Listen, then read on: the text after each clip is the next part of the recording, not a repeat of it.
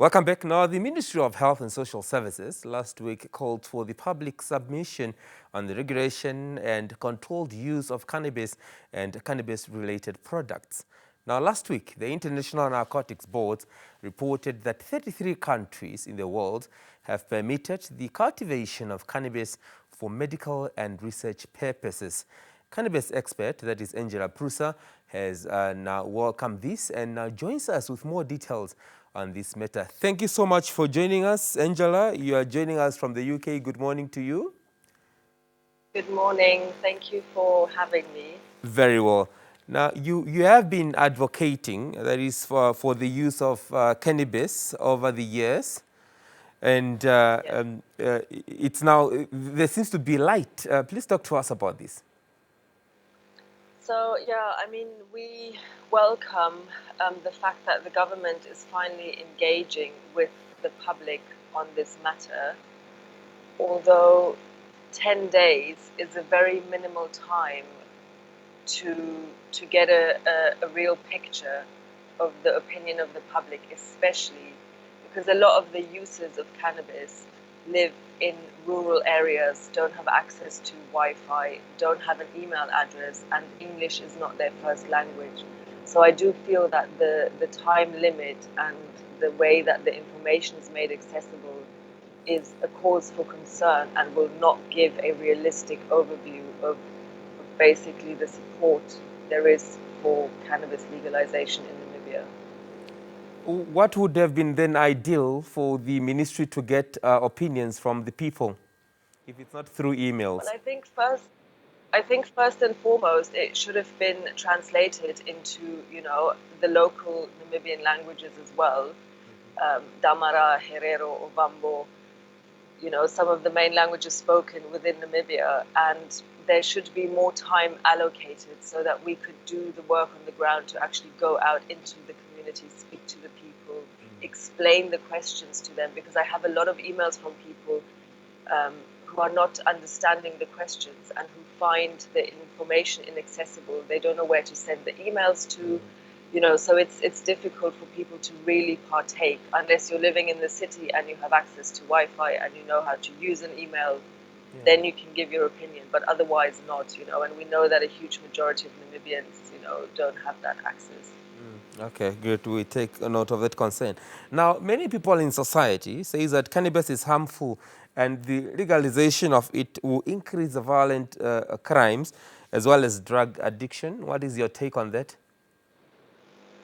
Well, my take on that is that people need to be researching this topic more because it has been shown in countries where legalization has occurred that the sky does not fall in, that all hell does not break loose.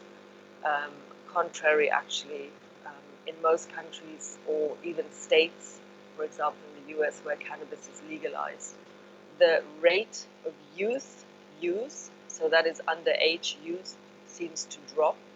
And we are already using cannabis in Namibia. A huge, significant percentage of the population uses cannabis. It is not like all of a sudden, when cannabis is legal, people are going to get violent because they're using it. These are all, people tend to make a lot of claims that are unsupported by evidence and by research. And this evidence and this research is out there. So I urge the government as well as our public to go and research these matters because these are unfound statements, without evidence. Now, Angela, let's talk about the best way of going about legalizing cannabis in Namibia. What would be ideal?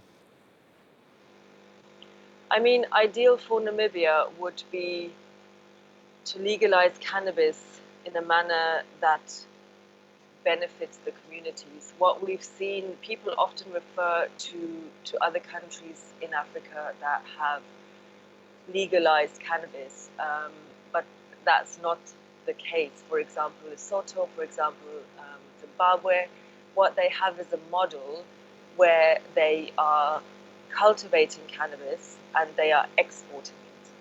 And the local people are still being arrested for cannabis. It is foreign corporates that are allowed to grow cannabis because they have purchased a license that was extremely expensive. And so they grow cannabis and they export it. And we need to avoid this in Namibia because we have the potential to include all of our communities in various cannabis industries. You know, cannabis has the potential that we can be making paper from it, we can be making plastics from it, we can be making textiles from it, we can be making food for humans as well as animals, we can be making ropes, we can be making medicines for people. So there is a lot of potential to create an industry where the whole of the country can engage in, but we need to make sure that the regulation and the system around it that is put in place is a system that will support all of this. And so this is why, for me personally, the Fields of Green for All manifesto that was set out by the Dachau couple in South Africa for legalization, and unfortunately has not been adopted by the government, is the way to progress, because it as well looks at traditional use within Africa, because our system should be different to the systems in Europe and in the West, because we have a different relationship to cannabis. Our history with cannabis is different. And so we need to respect all these, all these things and make sure that we include everyone, especially the marginalized communities, especially the ones that have been criminalized by prohibition. And so it's really important that the government engages the agencies on the ground. The government does not have the expertise to deal with this by itself or make these regulations because the government does not know cannabis. And the government does not have that connection to the community. So there is an amazing PDF file detailing all of this, and I urge the public to go and look at it. It is called The Fields of Green for All, and it is the manifesto, the desired outcomes of how legalization within Southern Africa should look like. Now, let's talk about the concerns, address the concerns that the use of marijuana will lead the users to more dangerous and more expensive drugs. What's your take on that? I mean, that statement was uttered by one of the government officials in an interview I did yesterday, and I can very confidently say that that statement that is not true. Cannabis is not a gateway drug. Alcohol, on the other hand, is a gateway drug. And alcohol is a drug. And alcohol as well is a very harmful drug. I want to quickly, just to back this claim up that I'm making, there was a multidisciplinary study done over a number of years in the UK as well as Europe, evidence-based research by various professors with a lot of background in neuroscience, in all sorts of sectors. And they did a study on the harms of substances. Yeah. And let me know if you can see it. Yes, we can see that, yeah. Okay. The harms So caused by drugs, yeah? the harms caused by drugs to the Yes. user as well as society. And as you can see right here at the top, alcohol. We see alcohol there at the one. top, yes. And then we have heroin, which is essentially, codeine falls into the same family as heroin, yet codeine, again, freely available in Namibia. Yeah. And here you see tobacco, and then only down here is cannabis. And so if sugar would be a prohibited substance, it would be probably before alcohol. So when we look at substances, we really need to start looking at the evidence and at the research behind it, and not at what our opinion is or what we perceive the reality of it to be. Cannabis is not a gateway drug. Alcohol is a gateway drug. Okay. Now, we have seen countries such as South Africa, Zimbabwe, as well as Lesotho making significant steps in the legalization of cannabis regulation in those countries. Why is it that Namibia has not shown interest in this yet? Well, I think there's obviously a fear of what is going to happen when we legalize. there's a lack of education and a lack of willingness to look at the evidence and the research that is out there. And I think that is attached to fear and to stigma. You know, for 100 years, we've been told how detrimental cannabis is. You know, the reason cannabis was made illegal in the first place by the South African colonial government in the apartheid time was as a racist narrative, you know, to control black people and Indian slaves. But So if you there are, was no Angela, evidence in just to terms of come its in there, harm. now, Angela, just to come in there, if you are saying it was Yeah. colonized during the apartheid era, is a history of traditional use of cannabis in Namibia before that? Yeah, we do. We have a traditional use of cannabis in Namibia for medicine as well as for spiritual purposes. That use exists. And if you now go up to the north, you know, especially like on the border of Angola, places in the north, people are still feeding it to their animals. They're making tea, you know.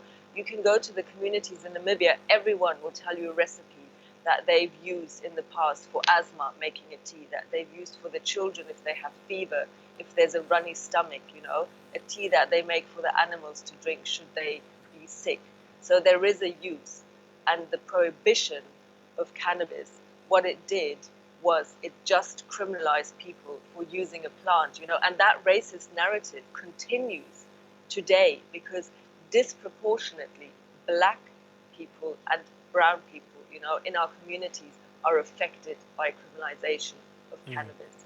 They are arrested in greater numbers. Often they cannot pay the bail, so they sit in jail for months, you know, without sentencing. So it is a racist apartheid law that needs to be amended, that was not based on science or evidence. And that is, it's out there, that information, you know. This is not something that I'm pulling out of my fingers. Yeah. This is a fact, and our government needs to engage in this. I understand that people are scared, but what people also need to understand, we are already using cannabis in Namibia. Yeah. If you don't want to use cannabis, you don't have to use cannabis. But it is our constitutional right under a democracy that should we choose to use cannabis to relax after work, treat ourselves with cannabis as a medicine, or want to make paper or bricks out of cannabis, that we should be able to do so without being criminalized. Great. Thank you so much, Angela. We'll be following up this story as the opinions come in to the Ministry of Health, and we'll be engaging you in the weeks to come. Thank you so much for joining us. Great. Thank you for having me.